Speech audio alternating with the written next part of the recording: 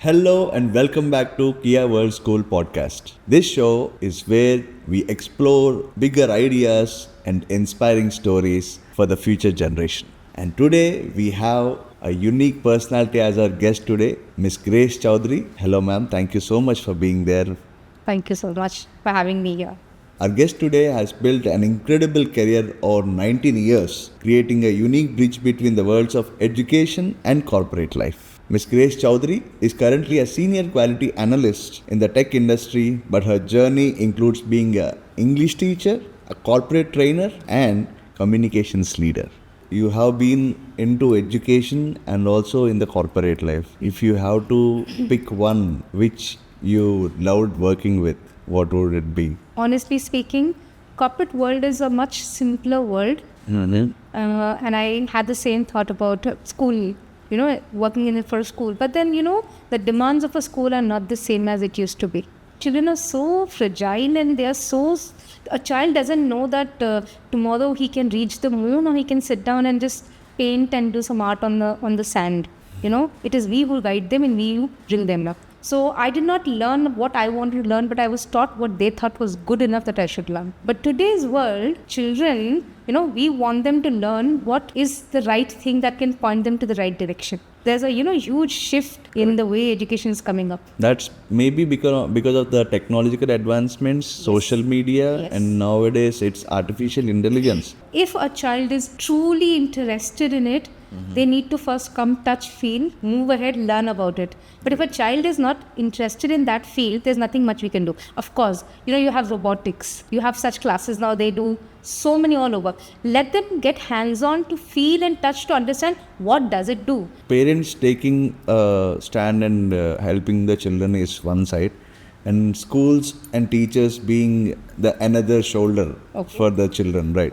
So as the technology is going towards AI, machine language and coding, so what are the things schools and teachers need to adapt now to get children ready for the future? So I'll tell you, if you're really asking me something so straight on it, I think we are talking about a futuristic age. We are still asking our children to write everything down. Okay. Because that has its own science. Why we should write? Because it increases brain power and all. But then we should change. Our school life should also become as futuristic in terms of why are we pushing our children to write pages and pages of things, but the world tomorrow is going to be only on computers. Children studying in India need to go back with lots of homework, or they're not completely, they're not using their complete energy for the day. But then a child may want to read, a child may want to fix things up. A child may want to go back and, build a little castle out of Legos. Right. You and me may think, oh my God, he's wasting his time playing on Legos. No, the child is trying to develop his brain there. So use things and techniques that can help your child develop himself, not just by reading. Yes, reading and writing is very good, is required. But let the child, go touch, feel. Our schools are all about teaching things, but life skills are not taught. How many schools teach about children? There was I know a certain school that taught children cooking, which is very nice. A child learns. A child is not lost when he enters the kitchen. It's no more a place for mothers and daughters to go in. It's not just my mother who goes in. My father can also cook. I can cook. I know how it looks, how it feels. If you look at a small infant, any child below 6 months or below a year, you put 10 toys age appropriate to the child, and you put things that are of household equipments. The child will always touch the household equipment. Give a spoon to a child, the child will play better with it than a red color fire truck. Oh. Why? Because the child likes to do something that the adult does. Most importantly, the child likes to touch, feel things that are not just running on wheels. It wants to go and hit that spoon. The child can make 10,000 different ways of usage of a certain spoon that you and me will think is only used in the kitchen. We need to let our children grow the way they want to grow. The generation today believes in doing what gives them the happiest moments.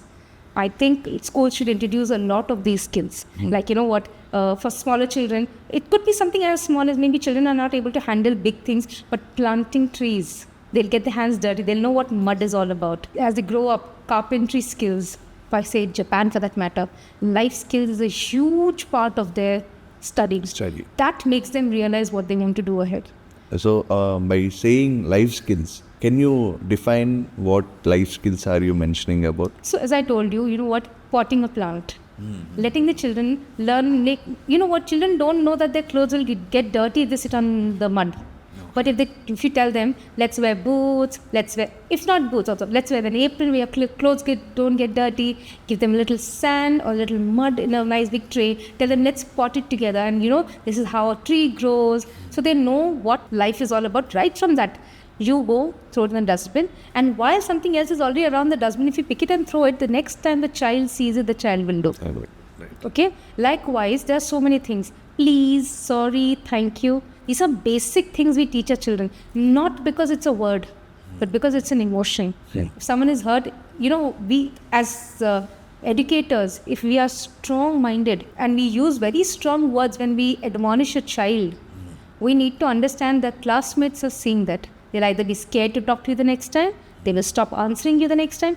So there are ways of telling the child, it's not incorrect to be wrong. You can be wrong sometimes. But what is the right way is what we are supposed to teach as educators, which we sometimes forget. So I think these are small things we need to inculcate. Children should be given an opportunity to do radio shows in schools. I think it's a beautiful idea. They know how to use an equipment. They will know how to speak. They will hear comments. What they do on social media, I would say, schools should start things like that. It's a beautiful concept because a child is going to speak, use the intercom to reach out to their peers and colleagues and their teachers. Kia World School emphasizes a balance between digital learning and human values. Very nice. From your experience, how can schools strike the right balance between screen time and meaningful offline lessons? We want our children to learn, but we are the ones who are stopping them because we tell them that you are not striking a balance. But when they see us always on our phones, they see us always on our... So again, habits develop from what they see. Children are simple people. Children are those people who learn through observation more than verbal communication. We have so much knowledge about, the best example is the Korean pop culture. The whole culture has brought us to know about a country we had no understanding of. And today, people want to speak their language, eat their food. The technology is very good. But let your future generation understand that how they should use technology today to better themselves in terms of how to do the same piece of work with technology in half the time and utilize that time for something else. That's actually true. Right. Use the technology, but the right usage has to be monitored properly, both by the parents as well as the teachers in the schools. Right. So if you had to highlight one human value that technology can never replace, that technology can never fulfill, is the basic 5 senses of human beings. The very fact that you can touch, you can feel, you can smell, you can see. You can think. You can think.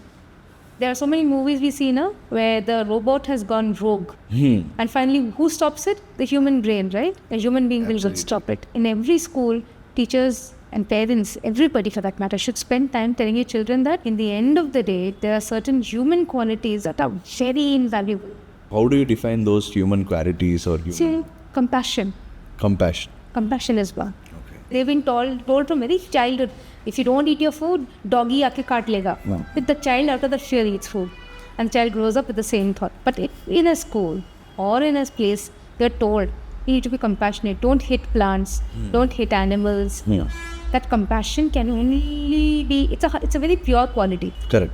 Kia World School, we believe the future belongs to children who can connect human understanding with technological skill. Your journey and your thoughts is a perfect example of that, showing how a foundation in communication and psychology can build a remarkable career. Thank you for sharing your wisdom with us. Thank you for listening to me. I appreciate it, and all the best to Kia World School.